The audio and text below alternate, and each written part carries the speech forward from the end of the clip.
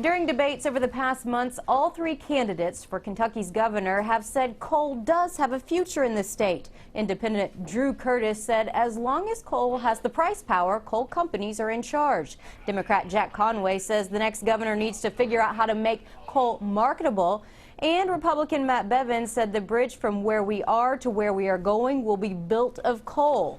But counties that mine coal are struggling. The mines are shutting down and officials are scrambling to figure out where to go from here. A lot of times I'll shut that door and just look at it. Its message is to try something, and if it fails, try something else. The biggest thing above all, try something. This has been on the back of Jim Ward's door since he became Letcher County's judge executive almost a decade ago. But you can't just give up. That's the thing. You just can't give up. His county is struggling financially. It's really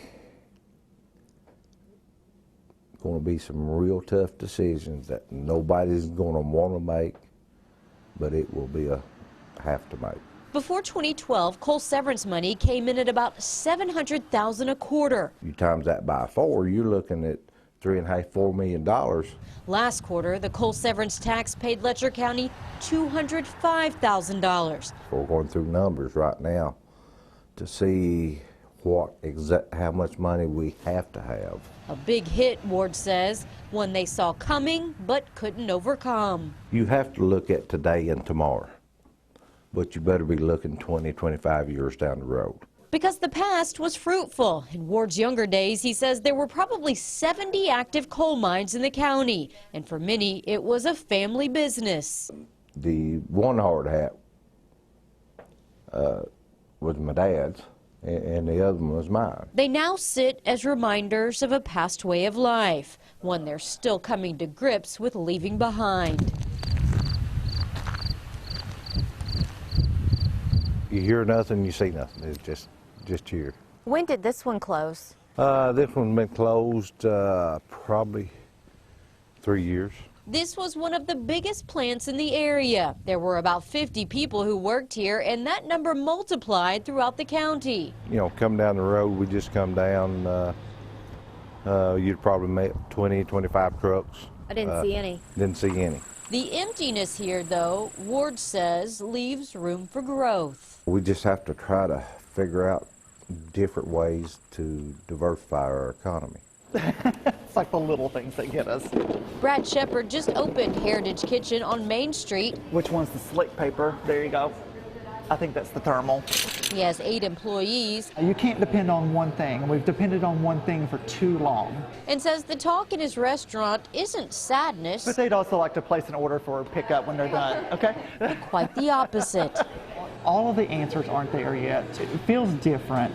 And there's some optimism, like, you know, we're going to find a way. Trying to diversify our economies and see what works, what doesn't work. We're going to recruit new jobs in it. That's what we have to look at. Ward says they need the next governor's help. Our key phrase this year is don't give up. They need ideas to grow their economy when overgrown coal mines are hard to look past. That's what we got to realize. You know, there's always a way to figure out how to do something.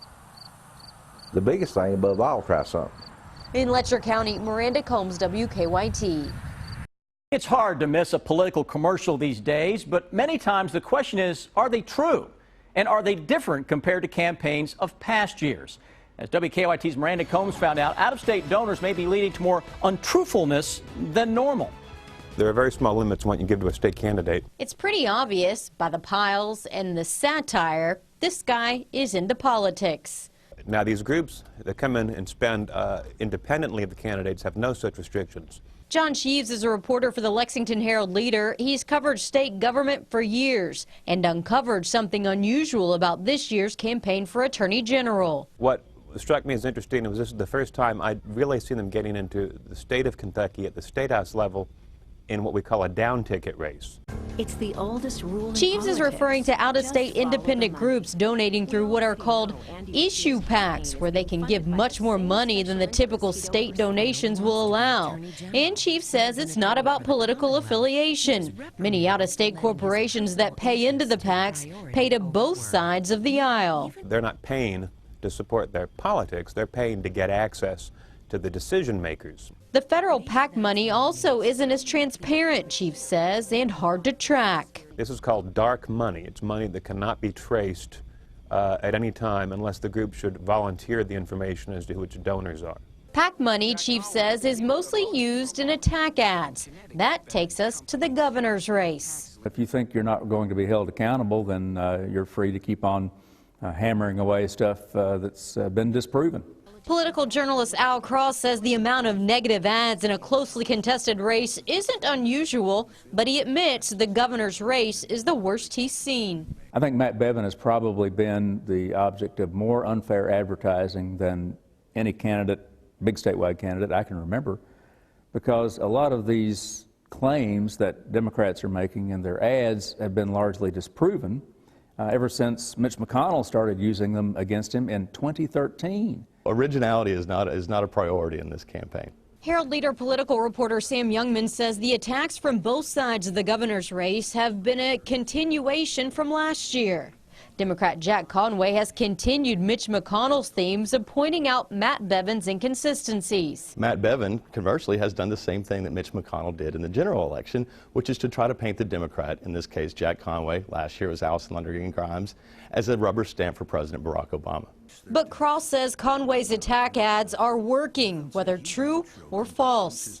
The money behind the Democratic ads has clearly I think, had an impact on how people view Bevin. But lately, Youngman says there's been a change for both candidates when it comes to ads. You've also seen a bit of a subtle shift from Jack Conway. After months of really going after Matt Bevin's habits of saying things that aren't exactly true, Jack Conway's now sort of moved to more introduce himself to voters and talk about what he would do as governor.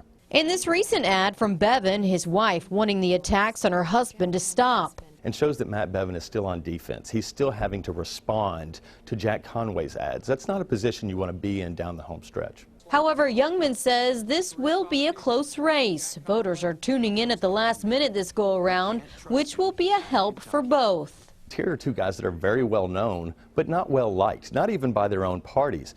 You know, it's remarkable that you would see two guys who aren't struggling to build name ID, who are still sort of stuck with their numbers where they are.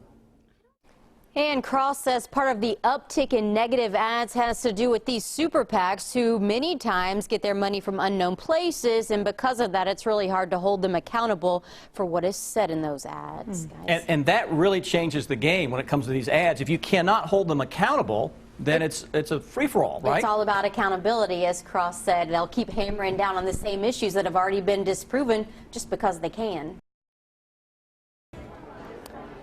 Amber and Sam, it was about an hour and a half ago when Matt Bevin came out to greet all of his hundreds of supporters that were here tonight. Many are still here basking in that big win. How's it feel to be governor-elect? Feels outstanding. It's a good day for Kentucky. That was Governor-elect Matt Bevin's first words as he walked out to greet hundreds of his supporters as the second Republican governor in 4 decades. What an extraordinary night this is. I'll tell you what is awesome, that this is a race that is a collective effort. You all are the wind behind us. You all were the momentum that brought this forward. You all represent those who from east to west, from north to south, are why we indeed will be the next governor and lieutenant governor of this Commonwealth of Kentucky. Bevin said many times throughout his campaign that Kentucky needs a fresh start. Tonight, he promised the same and took a moment to remember what he's grateful for. For the 1.5 million Americans who have given their lives in uniform of our nation's military. For the men and women who have given their lives in the uniform of our police officers and our firefighters and our other first responders. They have afforded us the very ability to be here tonight, freely assembled, freely speaking, and having the very privilege of the ballot box. And so our hat is off to those of you who have given everything and to your families who are watching tonight.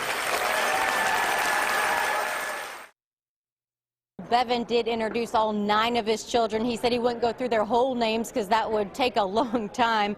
Bevin got a large applause when he said that this was an exciting night for Republicans, but he got an even bigger applause when he said this was a big night for conservatives.